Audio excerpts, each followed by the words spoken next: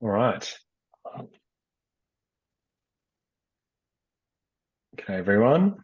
Just on 6 o'clock now, so I think we might crack in. Now, just apologies. Ange Hammond sent her apologies. She won't be able to make it tonight. So you've got me as your MC and host, and we'll go around to do intros in a second. We'll be talking about the farmer feedback loop through the context of a little project we've just wrapped up with Landcare Australia, and looking at measuring and assessing soils, vegetation, and environmental data more broadly. So, really hot topic right now with carbon projects and everything else going on in Australian ag.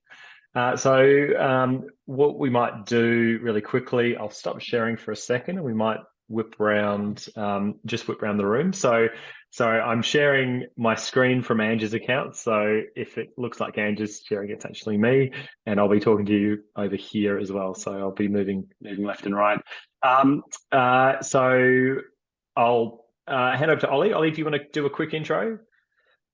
Hey guys, hi, I'm Oli Madgett. So I'll just be talking as well today and sharing a bit about a project that we do with the University of Queensland, which should give kind of a number of people in the Landcare network an opportunity to have their soil carbon baselined as a part of the work that we do, and also a grape grower down in McLaren Vale in South Australia. So great to be here. Thanks, Oli. And Wayne? Yeah, hi folks. Great to be online again tonight. So my wife and I, my wife who sends an apology also, Nell, she's out on another function painting the town red. Lucky girl. We've got a property between Tamworth and Gunnedah in northern New South Wales, not on the northern slopes.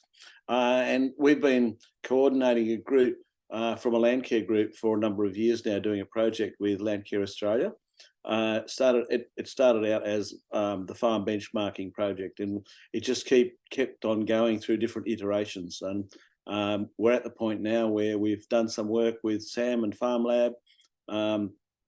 We've got people from across a fair range of geographical area and soil types and land use and everything.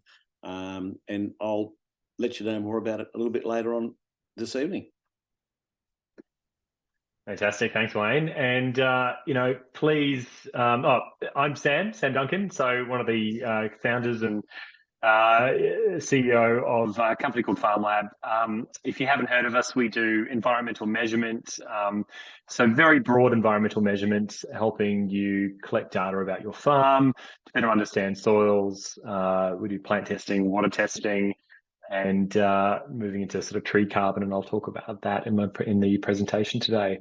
Love to know where everyone's from tonight as well. So please chuck in a bit of an intro about yourself in the chat, who you are, where you're from. It'd be great to get a feel for the spread of producers that we're talking to today around Australia, and there might be a little surprise later on for you all as well. We've got a few small announcements that Oli will make later in his presentation. So a few more people streaming in. Excellent, thanks. Thanks, Debbie. Tenterfield, lovely place. I was through Tenterfield the other day. And I should mention we're based in small little town called Armidale. It's not that small actually, but up here in New England. FarmLab itself is spread pretty widely across Australia. Ollie's down there in South Australia. We've got team members up in Queensland, all across New England, Sydney. No one in WA as yet, but if you're in WA, shout out, because we should get somebody across. So without further ado, I will kick into to the presentation today. So the order or the agenda today, I'll do a short presentation on just environmental data, why you should collect it, some of the tools through both FarmLab and that are out there more broadly that you can use to collect it in the context, and I'll talk about that in the context of the Landcare projects that we had we ran, and then Wayne will come in after me and talk about the Landcare project from a producer's perspective. And then Ollie's going to talk more broadly about some of the future technologies out there to help estimate soil carbon in particular, and why it's useful, as well as a little announcement for producers there. Yeah, so FarmLab. So here's a bit of a summary on what we're about to give. And apologies, I'm ex-Air Force, so I obviously in the military we tell you what we're going to say, we say it, and we tell you what we just told you. So here's what I'm about to say again. And look, what we're trying to do is really just educate the market about educated agriculture, and talk about what environmental outcomes mean and what benefits there is in collecting environmental data. I use the term banking environmental data over time because it does help with that, with that bottom line, with that storytelling through supply chains. There's obviously the whole carbon offsetting market. Carbon insetting is a new term, and also just telling the story about what you're doing on the ground there. Lastly, the important thing here, thing I want you to take away from this is that for the producers in the room, you don't have to know how to use the technology. This is the role of Landcare facilitators and consultants who are out there collecting the data. Obviously it helps, but there are levels, right? We all go to the doctor, to the GP to get to get a blood test done. We don't usually do it ourselves, and the pathology lab's the one that analyze it. So it's the same in the agricultural context. You're not expected to go out all the time and take your own measurements, although there are technologies out there that are helping reduce the cost and complexity of that, including FarmLab, and we'll talk about that in the context of the Landcare project shortly. So let's kick in. So a little bit of background about the work we did, just to give people a bit of context on the Landcare project and where FarmLab come into it. So we started working with Landcare midway through last year. I think it was Wayne or Ange contacted us looking to sort of build on a project that they'd been working on for a few years, I think, there, Wayne. And that was really interesting. I think Ange had heard about us in the soil testing space, in the soil testing context before, as a technology that could help to collect samples. And so she reached out, and we worked, we sort of worked out a plan to support the Landcare group of about, I think, 8 producers there to build more information and build more data and more confidence in their own understanding of soils across their landscape. And so that process was tried and tested through FarmLab. It usually starts with what we call an environmental farm assessment. And what that is it's a tailored report designed to set up and digitize a farm. It's very simple to run. We get the cadastral boundaries are usually the easiest starting point, but we can start with paddock boundaries there too. And we use those to bring in remote sensing and information about the terrain, elevation, things like topographical wetness index, which is a really useful tool in understanding the variability of terrain, soil maps, clay, bulk density, and vegetation, of course, derived from satellites. That was then used to create a sample plan for each farmer according to their needs. In this case, some farmers were interested in production, some were interested in carbon, some were interested in biodiversity. And so we developed a nice little digital, and I'll show you what it looks like in a second. But a nice little digital farm to start building, to start putting data into and start building on, so that the farmer could, and the farmers in the group could build data for their desired outcome. When we go through the process, we'll have a discussion with a producer about what that entails, and where they're wanting to go with their information. A good example is, if you're trying to understand soil carbon potential for a clean energy regulator project, we can come in and help you to sort of quantify and assess using some desktop tools from the CSIRO what current carbon levels are, and then you can supplement that with a bit of soil testing yourself. So you get an understanding as to what management practices may have had what effect on carbon across the landscape, and where you are in relation to where you might be able to get to in your climate, in your region, with your soil type, and rainfall. The last thing we did here, which was a bit novel, which we don't typically do as part of the environmental farm assessment, but is something that we are very, very keen to lean into with Landcare, is teaching farmers to then collect and scan and submit soil samples using FarmLab, which is really, really simple to do. We have a little mobile app. Our mobile app's used by many soil testers across the country. We're talking sort of independent soil technicians, contractors you usually get, but hey, there's no reason farmers couldn't use it. So we went out, we held a little field day, and we taught farmers how to use the mobile app and use a shovel, which most farmers already know how to do, and collect some soil samples and send them off to a lab. So again, the testing was done according to what the farmer wanted. And then at the end of that process, we brought in a soil scientist. So we had Rob Banks here. So he's in the middle of the picture, just here talking to the group about soils. And we had Ned from OptiSoil come in at the end to help debrief and conduct a bit of a debrief on what was happening with the soil test results. So the first step was identifying where to sample, and this was the first stage in the process. This was really, really tailored towards the outcome. In this, the outcome that the farmer was looking for. This is what it looks like, and it's quite a simple sort of starting point. Is we break the farm up into, we break the production areas up into soil types, and so we've got 3-4 different soil types here. The yellow, I think, it was a little bit more rocky. Those pink areas are more of the high production areas there too. And there's a series of soil test results around here. You can't quite see it, but you can see these little green ticks. And that's those are the sample sites that the producer went to and scanned the barcode against. Why was that important? Well, that meant that we could then georeference the soil test results back to those locations. But it wasn't just about the soil test results. You can see in the left-hand side, we had, producers were collecting photos, imagery, and notes at each of those sites.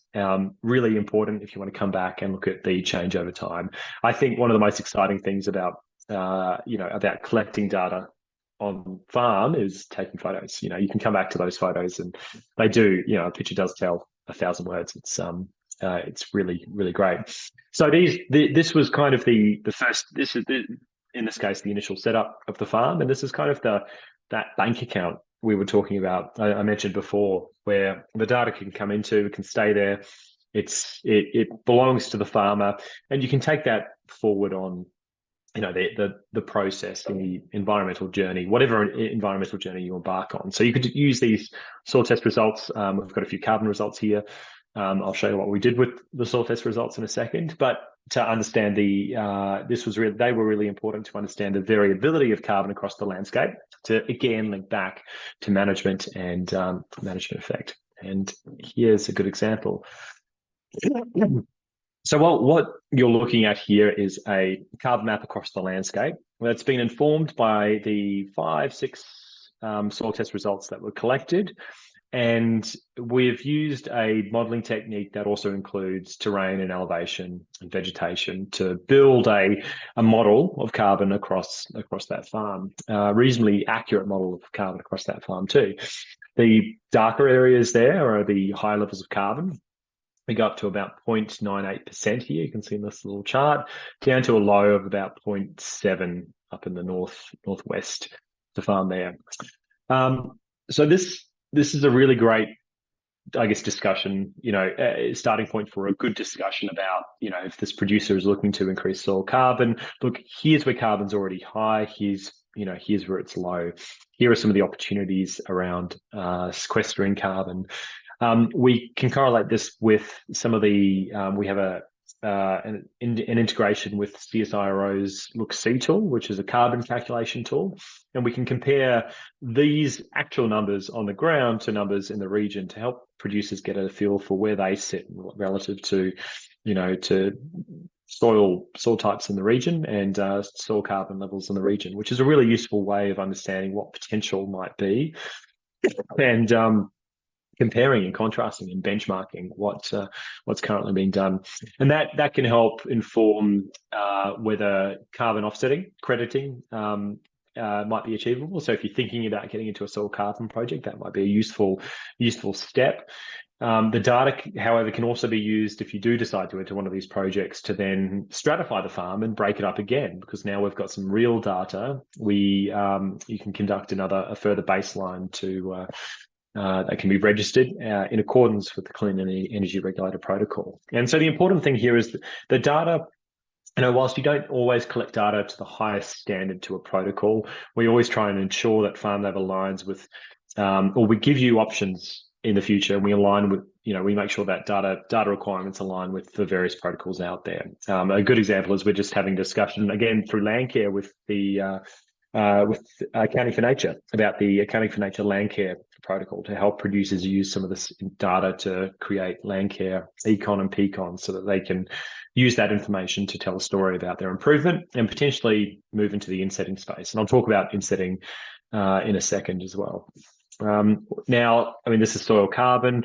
We also had nitrogen tests done as well. And so we're starting to, we're able to build a picture now of not just sustainability, but production across the farm, where we've got high and low levels of nitrogen, broadly speaking. Bear in mind, this was only from, 5-6 tests across the property. But we're now able to see sort of high average levels of nitrogen that can correlate back to production potential across some of the land that was sampled. So really, turning some of that data into, usable sort of visuals, I think is a really powerful way of, giving producers a good insight into, sort of the spatial variability of soils and the landscape. pH, that's the last one we've got there. We had a few more soil test results than that. We also had microbiology done, and maybe Wayne can talk about microbiology as well. But, pH is another one of the other things we tested for and we could map, and that was really useful then in an agronomically understanding production potential and maybe what needed, any management and it needed to be addressed there. As that data is collected over time, and this is a good example, this is something we bring up in terms of long-term data collection. You start to build trends and understand changes, particularly in soils, but also we've got trees there as well. To share my screen again, sorry. Sorry, everyone can see that okay? It's still up? Yeah, great. And look, understanding those trends over time is really key, because again, it links back to management practices that the producer has introduced in the past, and helps you as a producer build confidence in your ability to affect change, in this case in soil carbon. And so this client here has, this is real data. This client goes back, has 10 years worth of data, and you can see a pretty positive trend in soil carbon increase across each of these paddocks over the course of 10 years. It's not super common to have 10 years of geo-referenced soil test results, but, I think as we move forward, it's something that we can all sort of aim for, because as we move forward, this is the kind of data, the kind of story that our supply chains really want to see. They want to be able to look at producers and, if you can take this to your supply chain, it's pretty clear that, hey, you've increased soil carbon over time, and you can then use that to calculate how many tons of carbon you've sequestered. And if it's measured, again, it's usually reasonably high quality, high enough to produce an inset. So insetting, I mentioned insetting before. Insetting's got a few different definitions, but simply put, it's being able to sequester carbon and then sell that carbon sequestered, which you could normally sell as an offset, as an inset into your production, into your product. So if you're producing beef, you might increase soil carbon by X%, and you might then be able to inset 10 tons of CO2 equivalent per kilo of beef that you sell, and get a premium from your supply chain on that beef, because you're selling carbon neutral beef essentially.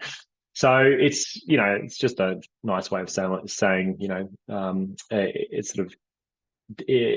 it's sustainable marketing, I guess, is probably a good way to put it. It's all about sort of storytelling and building that story. And there are now supply chains looking at, looking for options to buy beef and grains and fibers from producers that have that data and have that evidence, and can take that to to the buyers of their produce, and they will pay a premium. So we've seen that a little bit. We're starting to see it more and more over the last sort of 12 months or so. But I think that's a really exciting thing, and it's a really good so what behind collecting that data. We're always here for any of our clients collecting data and wanting to inset and that have relationships with their supply chains. We're always happy to get involved in those conversations to help to really sort of help push the producer's agenda there. Now, just to the end here, it's not just about soils. I mean, this is a good example. We've just of a client of ours actually in East Africa and Kenya. This gentleman here has just been planting a bunch of mangrove trees, and every single mangrove tree is georeferenced and tagged in FarmLab. And the benefit of that again is, they want to take these projects to, they have some big sponsors for these projects, and they need to take evidence to those sponsors that these trees have been planted, but then they can come back to them and they can see them growing over time, because it's only through growing these mangroves that they're going to be able to sequester carbon in this case, which is what the project's about. So that's really exciting. You can read more about that on our website, but just to emphasize, it's we take a holistic approach to environmental measurement. It's not just soils, it's not just veg, it's a combination of everything happening on the farm there that builds that sustainability picture. The more recent one, the really exciting one that we've got is the biodiversity. We've got a biodiversity calculator there now from CSIRO as well. So they've just launched the Look B tool, which is their biodiversity estimator. We've got early access to that. And now if you do an environmental farm assessment through FarmLab, we will also include your biodiversity history over the past, if we go from as far back as 2004, and so you can get a trend in biodiversity changes over time. So how do you get your soil data into a usable format? Look, like I said at the beginning, you don't have to. Really, the emphasis was your consultant will be collecting data already if you're working with one. We're working more and more with Landcare now to help educate Landcare facilitators, but also farmers that do actually just want to collect a few soil test results. And the key things are, make sure that things are georeferenced, that you can map a soil test result back to the exact location it was collected from, the bare minimum from the paddock that it was collected from, and you can put that into a digital format that can be audited, keeping information like the lab that collected it, the soil sampler, if you had a soil sampler come and collect it, is also really, really useful in auditing and governance. If you use FarmLab, all of that data is collected automatically, so you don't have to do anything other than scan and submit it. The last thing here is that you should also be able to access and get a hold of all of that data. So if you're part of a carbon project today, make sure that you can access all of those soil test results that or that you may have as part of your baseline or T1 sample round. FarmLab are National Farmers Federation Farm Data Code compliant. We work with a lot of consultants, but at the end of the day, the producer's the beneficiary for the data. So we want to make sure that the data is in the producer's hands for these reasons, because we know it's becoming more and more useful, and it will become ever so useful over the next sort of really generation as we have supply chains looking to evidence sustainable practices from producers. So that's it from me. I'm going to hush up now, and I'll hand over to Wayne. We can do a few questions there at the end as well, just in the interest of time. So Wayne, I'll hand over to you there, mate, if you want to take over. Okay, thanks, Sam. Wow. What do I say? This is a really interesting collection of people we've got here, Sam. I just having a look. We've got people from the northern tablelands of New South Wales to the southern tablelands. We've got quite a few people in Victoria, and then there's a whole lot of people we don't know where they're from yet, Sam.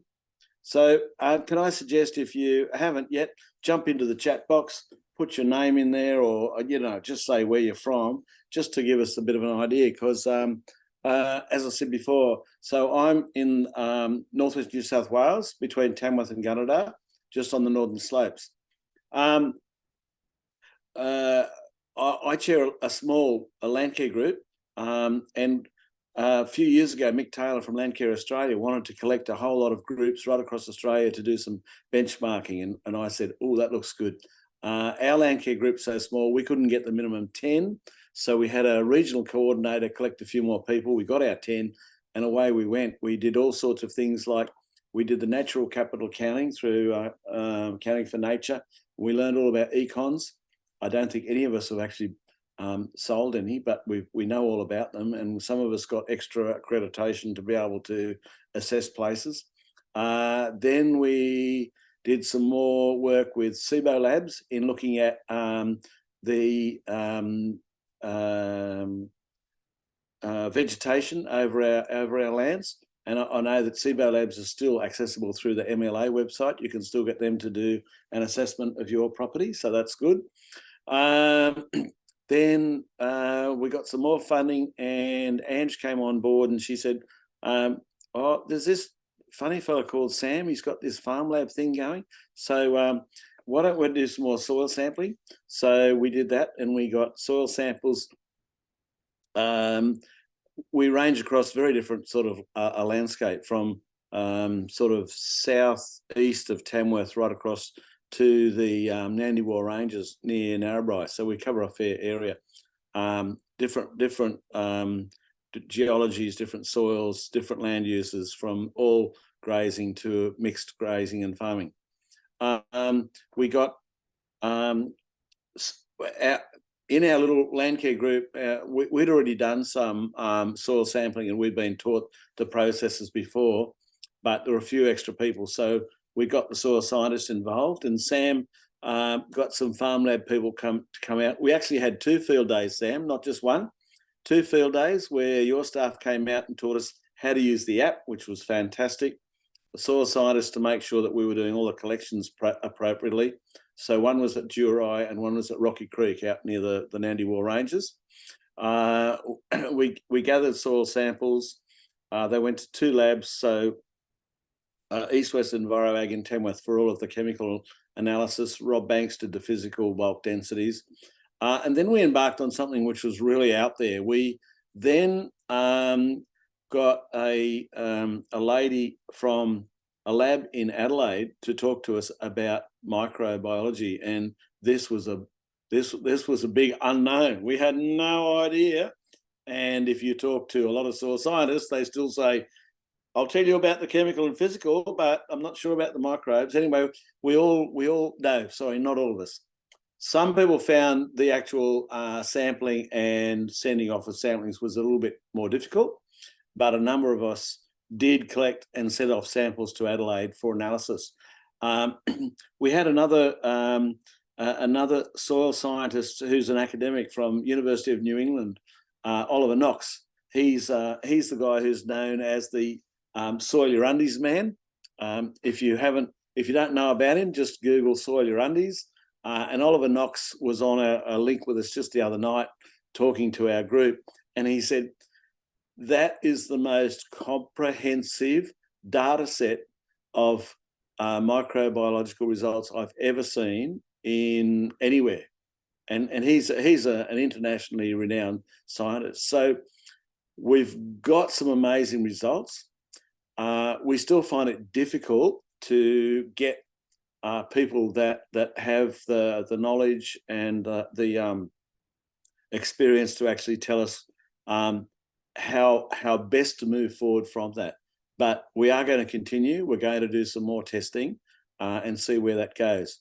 But I will just say that, look, FarmLab has been fantastic. What Sam and his staff do is they came out to our farms on 2 occasions. They made sure we knew exactly how to download and access the app on the phone. They supplied all the sample bags with barcodes and everything. And then all we had to do after most of us already been trained in collecting soil samples, but we went out, we did our soil collections, we used the app, we used the barcodes, we collected all of the materials and sent it off for analysis. As I said, the microbial stuff was a little bit different. There are a few more technicalities in terms of your collection times and posting them off. They have to go to Adelaide and they have to be kept cool. So we all sort of went off to the local pharmacies around the place and got their little cool boxes with icy brick things, and we collected on a Sunday. You put them in the post on the Monday so that they could be analysed that week in Adelaide. But the data is incredible about what's there. And from our place, we just did 3 paddocks, and the results are quite extraordinary, comparing things like your mycorrhizal fungi in an area that's just had a canola crop compared to a multi-species pasture, compared to a native veg pasture. Things like that is it's really informative. However, the next step for us is to keep going, keep sampling, learning from it. One of the important things Oliver Knox said to us the other night in our meeting was, from all of his experience, the one key variable that will change all of your microbial results is simply the weather. So rainfall temperatures, they're the things that are going to change. I know that land use is very important too, but he said weather is the most important one. So we're really keen to keep going there. So from our group, we're still learning. We've got the benchmarks. I don't think any of us have rushed out to get econs or accus, but we're trying to learn about where our benchmarks are, so that we know that whatever we're doing is going to improve the production capacity and the resilience of the land that we manage. And maybe one day we might launch into accus or econs or something like that. I don't know. The main thing is we want to manage the land that we have as best we possibly can. And was one thing that I was going to say, and it's gone out of my head. So, Sam, I might take a little breather there. Oh, what about the video?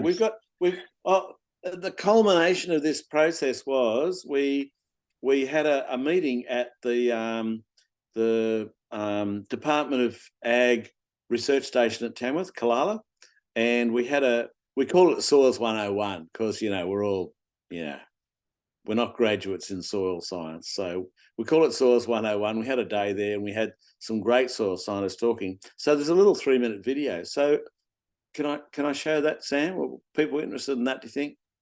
Go for it, Wayne. I've got to just make sure it works now. So if I do a sharing, and no, that's not where it is. Here it is. Whoa, go back. I don't know what I've done now, Sam. Stop share. Wait a minute. Let me go back a bit. I'll try again. Share sound and share video. Share sound, share video. But now it's gone. I can't find it. Where is it? I don't know what I've done. I'll just flag. Whilst you bring it up there, Wayne. So, question from Doug there. So I think you answered Cindy's question about what testing you did, and Doug's question about how many samples in each paddock. I think we took 1 per soil type in the end there, didn't we, Wayne? So how many samples did you take over your per paddock? We were doing across. We're from the sites that you produced from your stratification. We had one 0 to 10 centimetre and one 10 to 30 centimetre from each of those sites. That's right. And the last question there from Louise about how would this work for large and remote rangeland sites. I'm going to leave that one for Oli, because I think Ollie's going to answer that in his presentation, actually, with some of the cutting edge work that we're doing at the moment with the Australian government to help measure carbon at scale across things. So, and yeah, Debbie, just to answer the econ thing. So just a bit of terminology there from Wayne. So the econ is environmental condition. You've got econ and pecon. These are terms from the Accounting for Nature methodology. So accounting for nature an Australian-based standards body that are developing standards alongside Landcare to help measure the environment and or help producers measure the environment. So really, really good. I would definitely recommend checking it out. We can probably put something out after this and where to access it. Wayne, we can come back to the video if okay. you have any troubles there. I'll play around, see if I can get it. I do apologise. Have a crack. All that information about the econs and everything that all came through with a workshop that came about through our Accounting for Nature workshop that was sponsored through the Landcare Australia network from Accounting for Nature is the organisation, but it was really good material. Yeah, just what we'll do, Oli, we'll give you till 6:50 if that's okay. Then we can open up to questions and see if Wayne's got his video working. So take it away there, Oli. Well, okay, lovely. Thank you very much, and thank you, Wayne. I will just bring up a couple of slides now to step people along and just to introduce myself as well and put a few things in context. So good evening, everybody. Thank you for giving up your time to join us. So I'm Oli. I'm based down in McLaren Vale in South Australia. So I wear a couple of hats. I will talk in a second about the projects that I help to lead with FarmLab in the soil carbon space, but I'm also a grape grower. So we became growers about 8 years ago now, grow for Treasury, so grow for a really big corporate in our industry. And I think, the wine industry feels like it's a bit of a canary in the coal mine in terms of what we're going to start seeing happening to other producers in other industries. So what's kind of happened to us as grape growers is that we supply to Treasury wine estates. Our industry's going through a bit of a downturn at the moment in its cycle. And one of the things that Treasury has had to do is it's had to renegotiate its debt.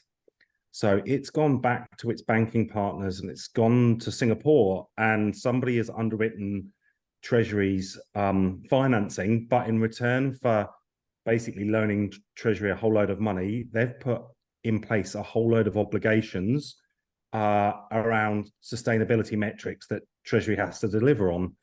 And that's that's partly to do with them committing and demonstrating that they're working towards certain environmental goals, one of which will be carbon neutrality at a certain point in time. So obviously they've kind of run off and they're doing the things that they can do in-house around, energy on their wineries and making their glass bottles lighter and probably using different materials and lowering the emissions on their own vineyards. But then they start to turn their attention on us as their independent small growers. And they have, a couple of hundred of us in South Australia growing for them. And what's actually practically happened is that as a grower now, in order for us to grow for Treasury and get a contract, we now have to be certified sustainable. And this is something that's actually quite like being kind of organic. It's quite similar to an organic certification scheme. It's actually looked after by Fresh Care. So we get audited. So we have to do a whole load of reporting every year. We have an industry reporting tool, which is actually good for our whole industry, called Sustainable Wine Grape Growing Australia. That's where our data goes in and helps us to start to understand our emissions as growers. And then we have a button where we can agree to share that on into Treasury via our producer portal with them. So they're starting to understand also to start with the emissions that we have as grape growers. And then we're committing as a part of our sustainability program to working over the years to improve our own sustainability. So I have a sustainability action plan. One of the things that I wanted to do was to focus on looking at improving the soil health on our vineyard. And that kind of led me actually to wanting to baseline the soil carbon on our vineyard, which got me into this whole space. And that's something that, we're also continuing to work on. So this year, I'm going to be working to quantify, following the current Australian methodology, the carbon in our soils.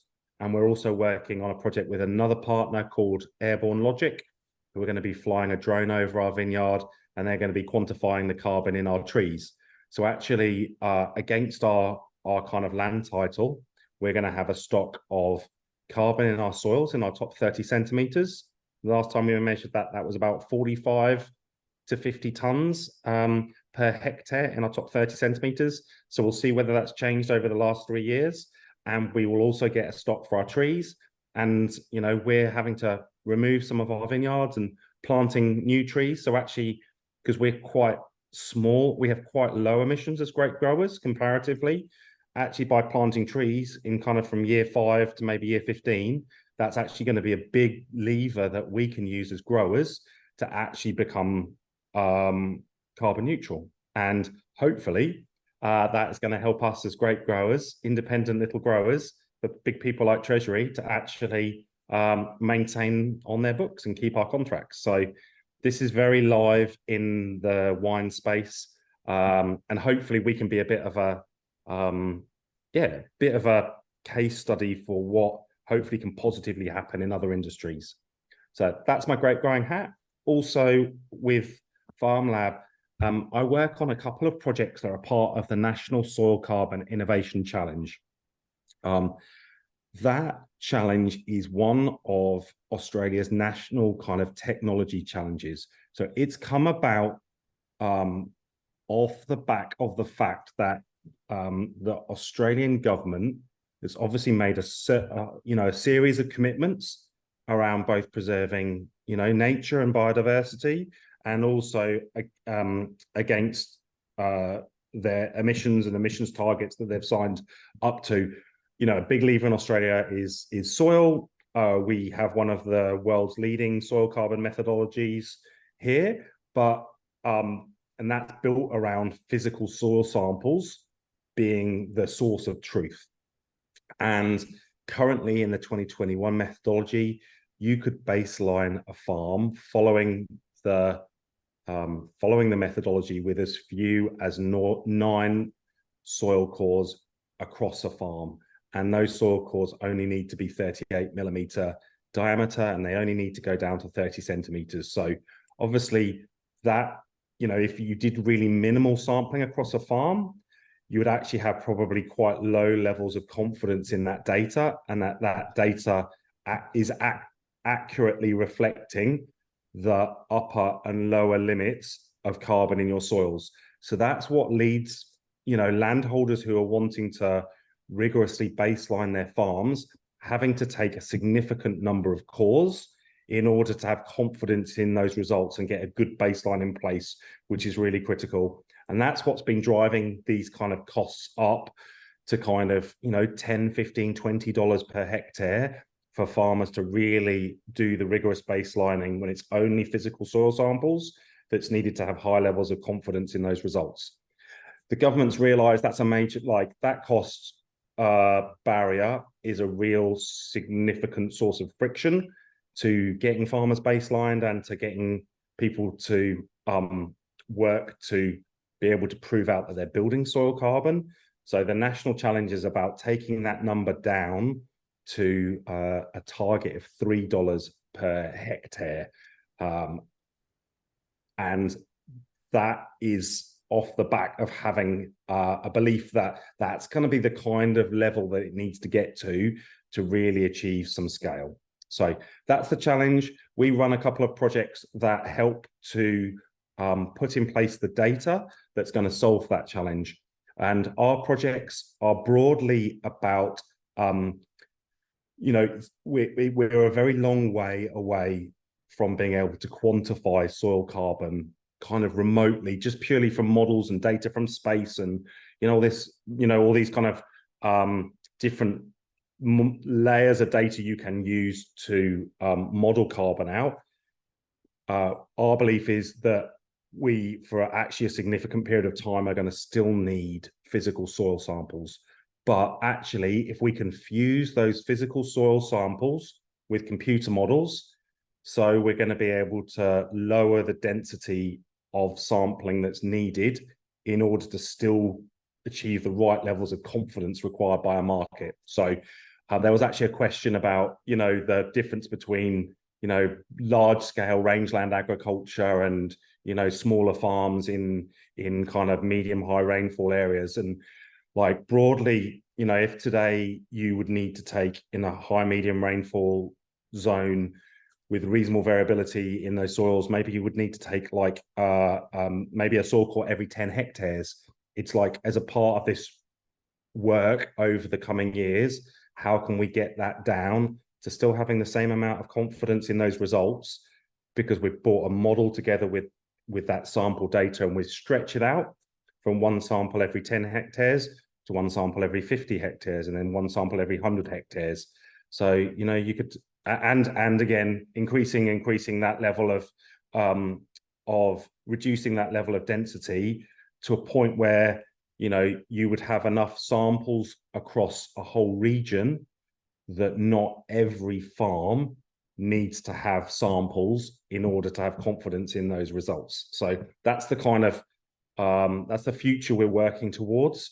Obviously, in order to get there, like, Australia doesn't have the critical mass of soil carbon data that is recent and consistent and has scale. And that's actually what we're helping to put in place as FarmLab. So we're actually working with over 400 farmers right across Australia. There's actually a couple in the Northern Territories as well we'll be taking on and this is working with over 400 farmers, generally taking about 18 samples per farm. So we're talking sort of 15,000 samples just in this project, right across Australia. I can see that. So this is the project that we're working on. I just actually dropped in the chat just before I started a link with a video that overviews the project, and also a link to the registration form if anybody on the call would be interested in being a part of our project, or new farmers that they would be happy to share it on with. And I'll quickly go through all the details of the project now. Really, like, we have had the most amazing uptake in New South Wales, mainly actually because of Landcare, and in Tasmania. So we have virtually run out of spots in New South Wales, but I did see people like Carly and Vicky on the chat from Victoria. We have lots of spaces left in Victoria. Also saw Cindy from WA, so lots of spaces in WA as well, and in South Australia and in Queensland. It's just this amazing uptake, mainly I think due to Landcare in New South Wales, that there's only a very few amounts of spots that are left. And probably actually talking similar to what Wayne and Sam did, our process is similar to that project that Wayne has been on, where we use FarmLab to, in our project, we create 2 zones. So we're not sampling the whole of the farm. What we're doing is we're identifying with the farmer 2 parts of their farm that they feel are likely to have differences in their soil carbon because of something that they have historically done. So imagine it's basically A/B testing. So your A zone here, that might be that this is a mixed farm, for example. This A zone might be that is being cropped. And this B zone down here is in livestock pastures. It might be that, this is native grazing and this is improved grazing. It might actually also be that, there's a part of your farm that's in time control grazing and the part of the farm that's just in a set stocking rate. So lots and lots of flexibility from a farmer's perspective about why they're choosing the A and the B zone, but they just need to tell us what that is. And those A and B zones need to be anywhere between kind of each zone being like 10 hectares at a minimum, up to about 100 hectares each from a maximum perspective. So we're looking to work with landholders that are happy for us to baseline somewhere between 20 to 200 hectares in total. But from a producer, it will help you. Basically, this is all funded by our project. So there's no cost for doing the sampling or for the lab testing, and it will give you a really good starting point to actually understand where your soil carbon levels sit today, in both where you think it's kind of likely to be at the upper end and likely to be at the lower end. So FarmLab creates the sampling points, And then we have a network of, I think, Peter, there's actually one of our samplers on the call here tonight from Victoria. We then share those sampling points out with our independent soil sampling teams all around Australia. They use FarmLab to go and navigate to those points. We take each sample, so we sample 18 locations on each farm, so 9 in each zone. We push down to 60 centimeters, and then we measure out the top 30 centimeters, and that makes the first sample.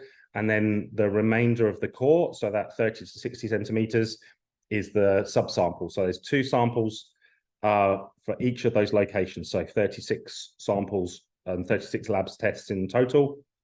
The sampler then puts those in the FarmLab bags and takes a picture of the barcode, so it all gets geo-referenced. That then goes off to EAL lab in Lismore and goes through the compliant process for soil carbon testing. So the soil samples get dried down for a few days. They then get ground up, and any kind of any kind of rock fragments over 2 mil or roots get removed and weighed.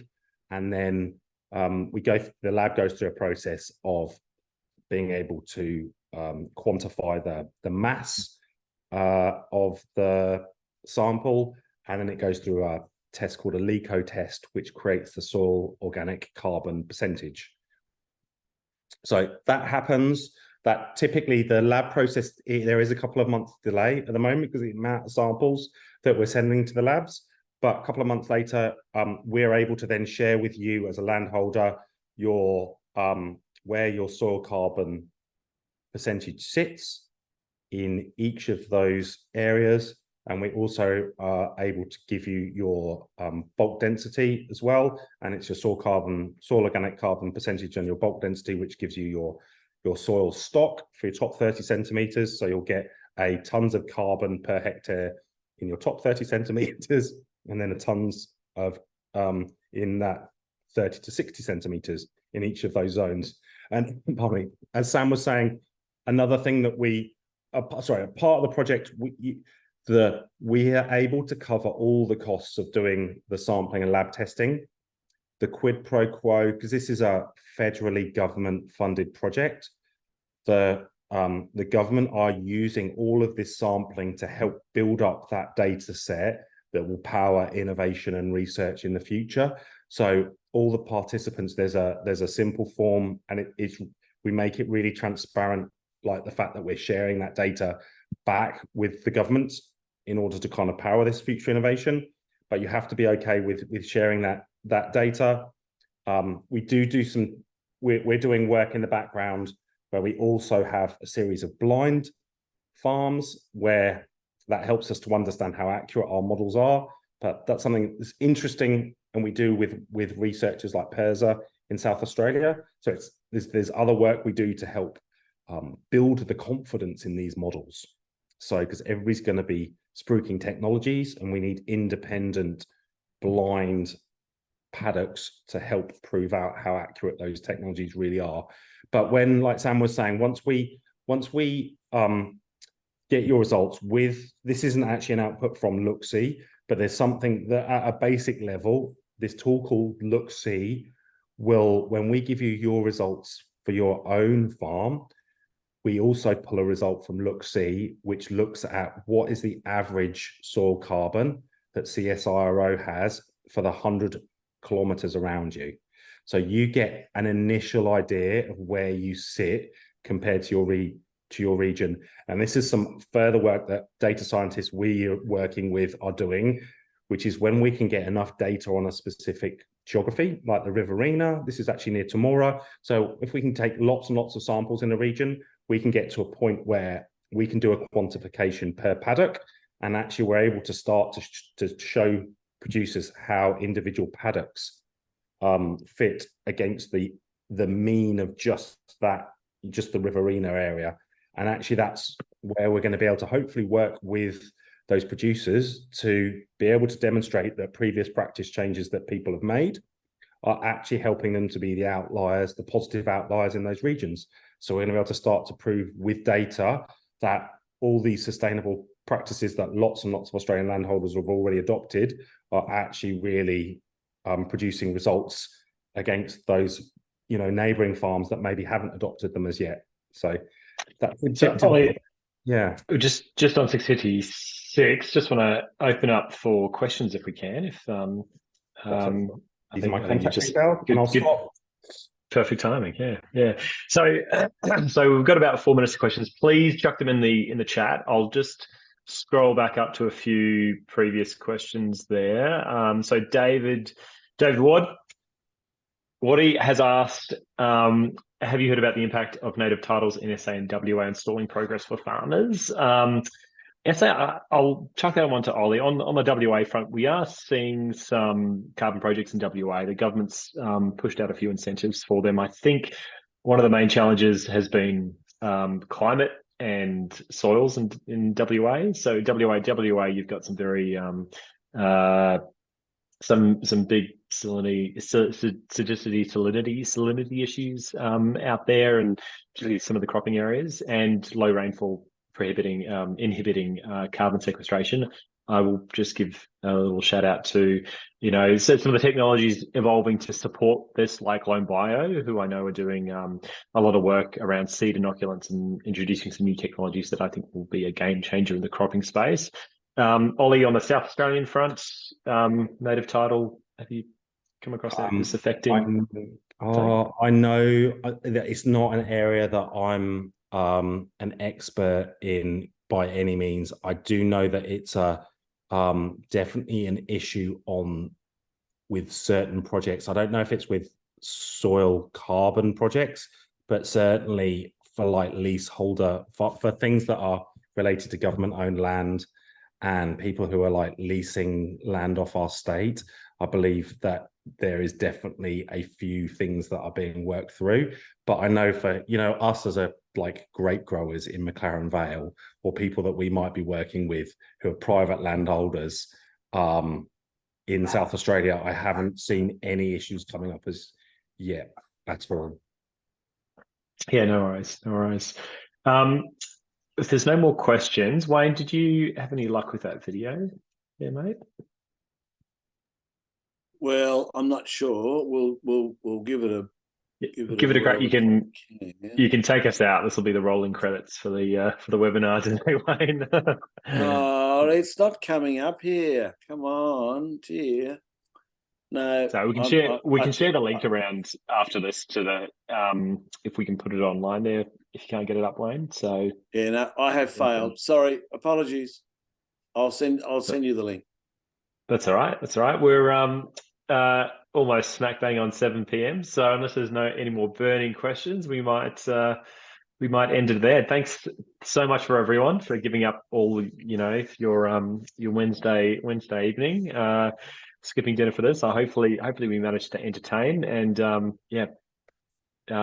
please get in touch. If you're keen to take up the subsidy, get in touch. If you want to learn more about FarmLab, head to getfarmlab.com, and we'll send up a copy of the recording out to everyone that was here. Thanks very much, guys. And getfarmlab.com/carbon if you want to register.